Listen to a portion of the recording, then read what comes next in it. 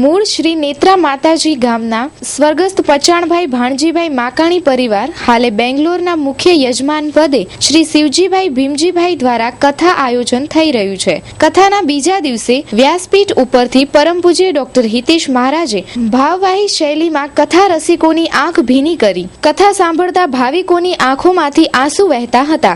વ્યાસપીઠ ઉપરથી કથા દરમિયાન કવિતા તથા શેરો શાયરી દ્વારા કથામાં આવતા જુદા જુદા પ્રસંગોને ખૂબ જ સરળતાથી તથા લોકભાષામાં સમજાવવામાં આવી રહ્યા છે. કથા દરમિયાન ડોક્ટર હિતેશ મહારાજે કહ્યું કે જેના દિલમાં ધ્યાનને સ્થાન નથી તેની પાસે દિલની વાત કદી ન કરવી. 24 તત્વો સામેલ કરાયા પણ વિરાટ ઉભા ન થયા. પણ 25મું તત્વ પ્રાણ તત્વનું જ્યારે નિરૂપણ થયું ત્યારે વિરાટ નારાયણ ઉભા થયા તથા શંખનાદની સૈયા ઉપર આસન લીધું. બાજુમાં લક્ષ્મીજી શોભાયમાન થયા. વ્યાસપીઠ ઉપરથી વિશેષમાં જણાવવામાં આવ્યું કે શ્રીમદ ભાગવત કથા એ જ્ઞાન કથા છે અને ખૂબ જ રહસ્યોથી ભરેલી છે. અનેક જ્ઞાનની વાતો કથાના ઉદાહરણો રજૂ કર્યા હતા. સમગ્ર સભા મંડપને ખૂબ જ સારી રીતે સજાવ્યો છે અને વ્યાસપીઠ ઉપરથી જુદા જુદા પૌરાણિક પાત્રોના પોર્ટ્રેટ મૂકીને વ્યાસપીઠને સજાવવામાં આવી છે. કથા શ્રવણ માટે બેંગ્લોરના સ્થાનિક ગુજરાતીઓ ઉમટી પડ્યા છે. युवावस्था को पकड़े बाप, कारण के साचू भजन हमेशा युवावस्थाમાં જ થાય. વૃદ્ધાવસ્થામાં ખાટલામાં પડ્યા છું, હરિનામ નહીં લેવાય. બાલ્યાવસ્થામાં રમવામાં પડ્યા છું, હરિનામ નહીં લેવાય. સાચી યાત્રા કરવી હોય જીવનની બાપ તો યુવા અવસ્થા છે, સાચી યાત્રા કરવી.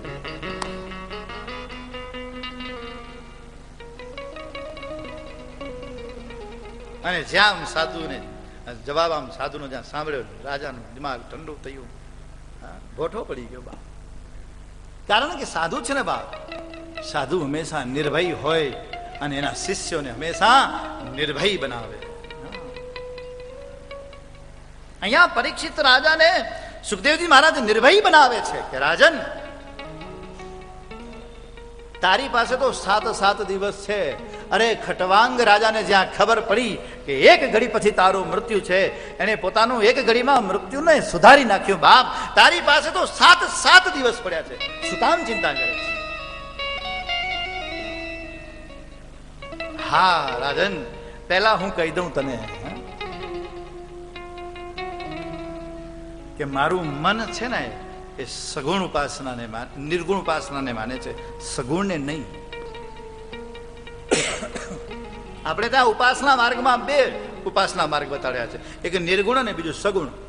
નિર્ગુણમાં નિરાકાર બ્રહ્મની પૂજા થાય, એનું ચિંતન થાય, અને સગુણ ઉપાસનામાં મૂર્તિને સ્થાપના કરીને એની પૂજા કરાય.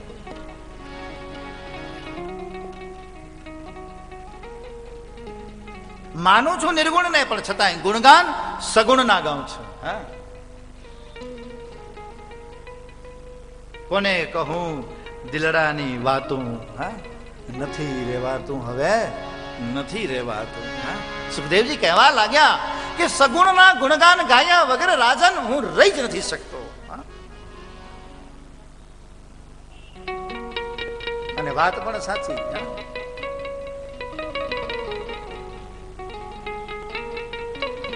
કે જે વાતને સમજવા વાળી વ્યક્તિ હોય ને એની સામે વાત કરાય. કોઈ શાયરે લખ્યું કે જેના દિલમાં દયાને સ્થાન નથી ત્યાં વાત ન કર દિલ ખોલી.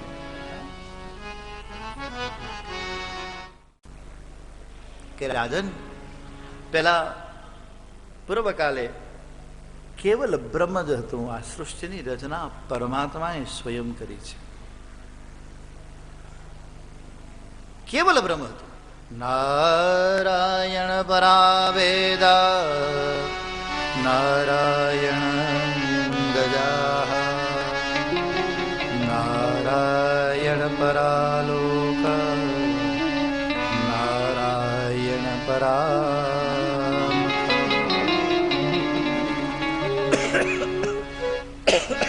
એ બ્રહ્મ હતું, બ્રહ્મ હતી નહીં, બ્રહ્મ હતો નહીં, બ્રહ્મ હતું.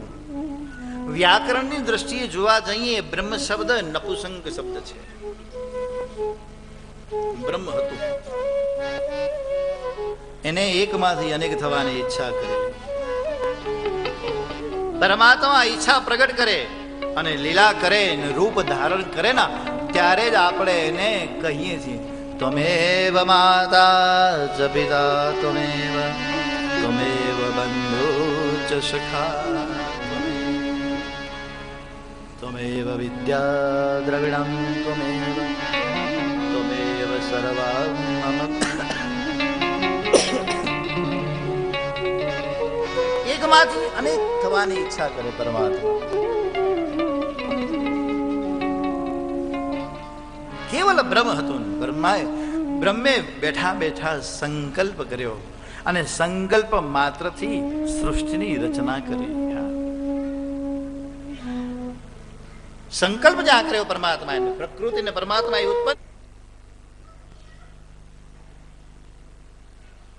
કારણ કે જ્યાં સુધી 25મું તત્વ પ્રાણ નામનું 25મું તત્વ એમાં પ્રવેશ નથી કર્યો ત્યાં સુધી શક્ય નથી કે વિરાટ નારાયણ ઉભા થાય.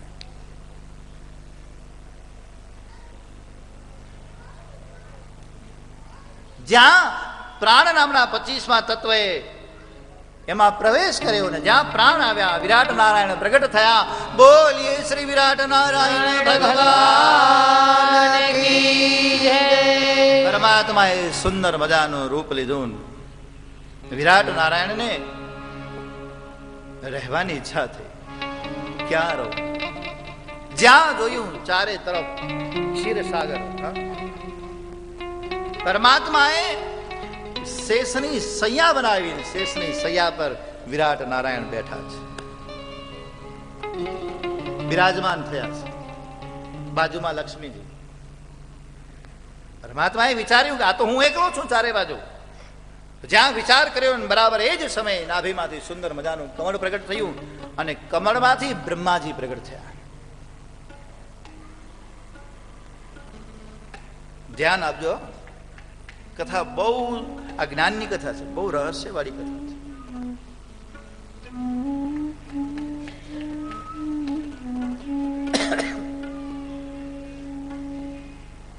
બ્રહ્માજી બેઠા છે. બ્રહ્માજી તપ કરે છે. તપ કરતા કરતા થાકી ગયા. આંખ ખુલી, ચારે બાજુ કાંઈ જ દેખાણું નહીં.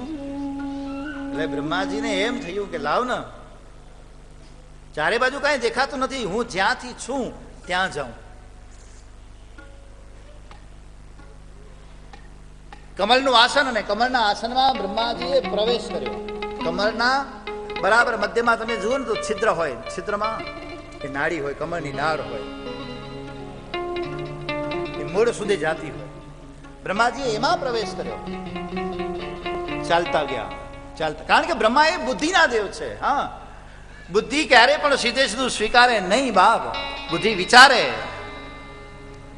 કસ્ત્વમ કોહમ કુત આયા તો.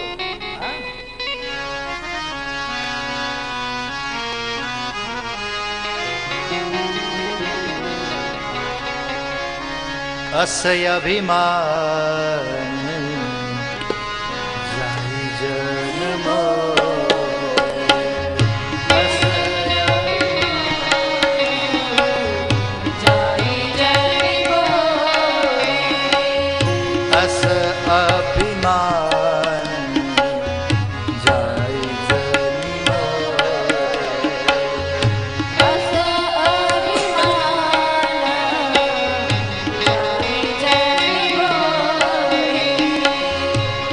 જ્યાં સુધી યાદ કરું, કદાચ મારી સ્મૃતિને ન ભૂલતો, કદાચ આ લંકાના અંદર પ્રસંગ છે સુંદરકાંડ. કેટલું આ કોમ્પ્યુટરમાં ફિટ કરું હવે મને એ જ નથી સમજાતું. આ તો યાદ આવે એટલે વળી પાછું દોડું તમારા માટે.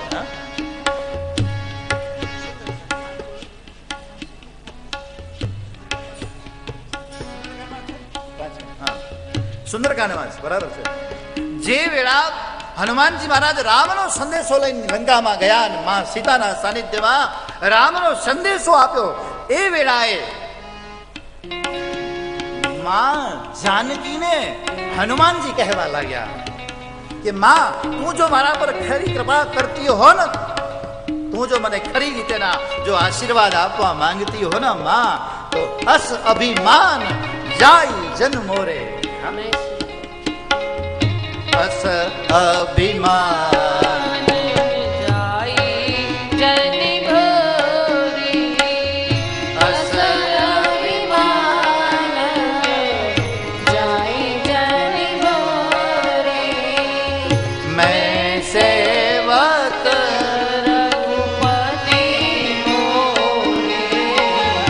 મેં સેવક રઘુપતિ પતિ મોરે. મેં સેવક રઘુપતિ પતિ મોરે. સેવક રઘુપતિ પતિ મોરે. અસ અભિમાન જાય જની મોરે. અસ અભિમાન જાય જની મોરે. જીવનની અંદર જો અભિમાન કરવા લાયક હોય બા, તો કેવલ પરમાત્માનું નામ. હું પરમાત્માનો દાસ છું, પરમાત્માનો સેવક છું. મહારાજ આપ જો મારા પર કૃપા કરતા હો ને, બ્રહ્માજી કહેવા લાગ્યા મહારાજ, તો મને તમારા જ્ઞાનનું અભિમાન ન થાય ક્યારે, તમારી ભક્તિનું અભિમાન ક્યારે ન થાય. હું આપનો દાસ છું, દાસ બનીને રહું એવી કૃપા કરો. હા,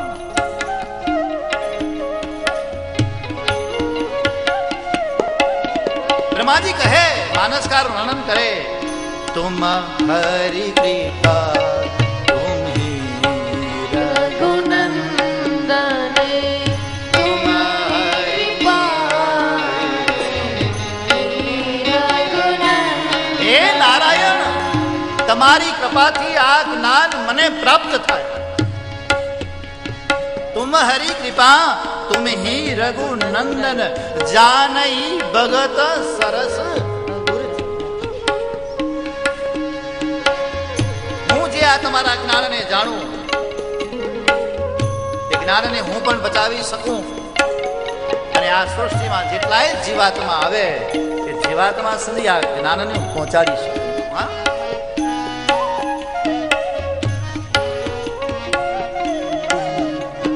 જાનહી ભગતી ભગત ઉર તુમ હરિ કૃપા તુમ હી રઘુનંદન.